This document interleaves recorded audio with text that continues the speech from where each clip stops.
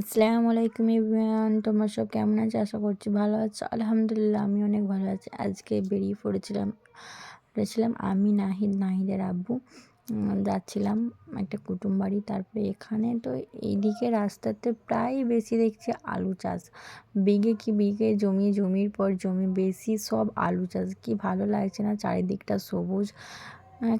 প্রচণ্ড সুন্দর লাগছিল, কিন্তু বেশ চারিদিকে শুধু আলু চাষ আর আলু চাষ, সব খেতেতে দেখছি আলু চাষ।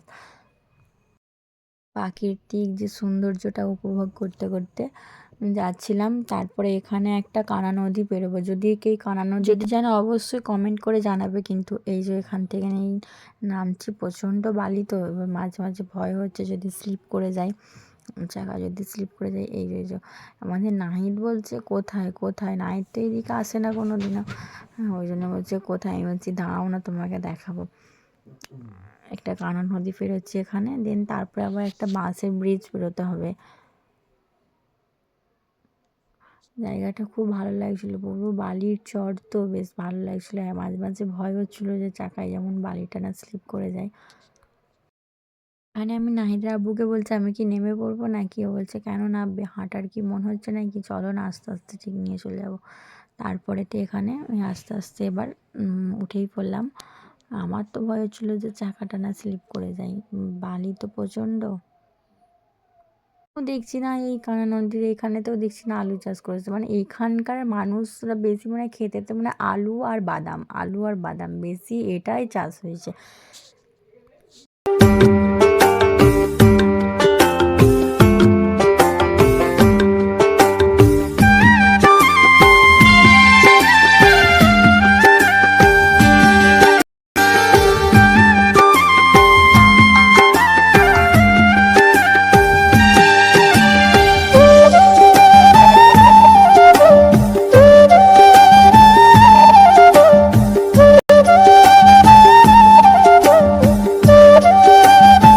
তো এখানে অস্থিরতা হয়ে যাচ্ছে যে কখন আমি সেই ব্রিজ, এই যে বাঁশের ব্রিজটা আমি পেরোবো।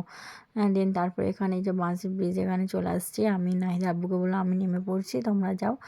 নাহিদ আব্বু ও ভয় পাচ্ছে, খুব ভয় পাচ্ছে, যদি মানে বোটটা তো স্লিপ খাচ্ছে, বোটটা এই যে পা রাখছে স্লিপ করছে। এবার নাহিদ বলছে চলো না আব্বু, আমি তো আছি। নাহিদ ওকে সাহস দিচ্ছে। আমি বলছি তুমি যাও, আমি পেছনে পেছনে যাচ্ছি। আর নদীর কত বড় নদীটা, প্রচণ্ড বড় নদী।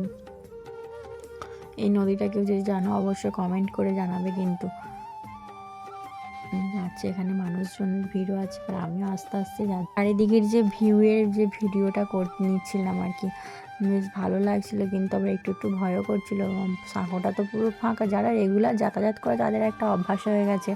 আমার যেহেতু নতুন, অনেক দিন পর আমি আসছিলাম এই জায়গাতে অনেকবার, কিন্তু নাহিদের আব্বু আসছিল অনেকবার, কিন্তু তাতেও একটা একটা থতমতি খাচ্ছে আর কি, একটা নার্ভাস খাচ্ছে বাইকটা নিয়ে যেতে।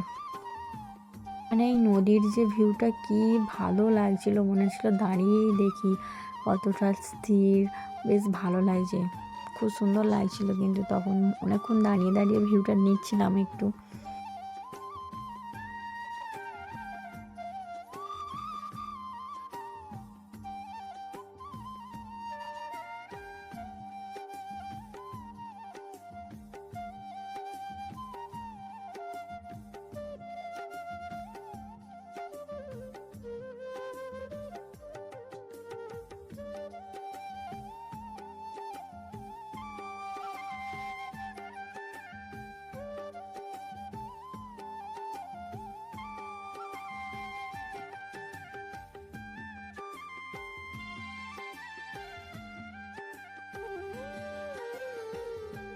এই তো যতক্ষণ আসলাম ততক্ষণই দেখলাম আলু বাড়ি আর বাদাম বাড়ি ক্ষেত।